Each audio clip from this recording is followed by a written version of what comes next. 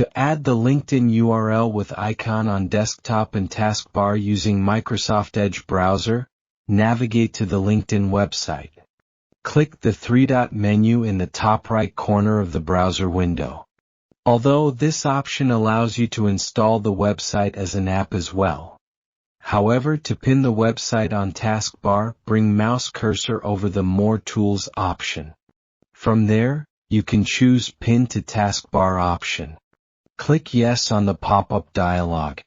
The website shortcut will be instantly added to taskbar on the bottom of desktop screen. To add LinkedIn page link as desktop shortcut, resize the Edge browser to make your desktop visible.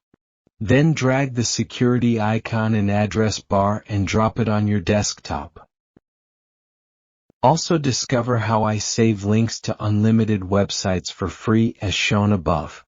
Additionally, find out how to pin any social media site on taskbar using Chrome and Edge browsers. Check description. Don't forget to like, share and subscribe to the Dozro channel.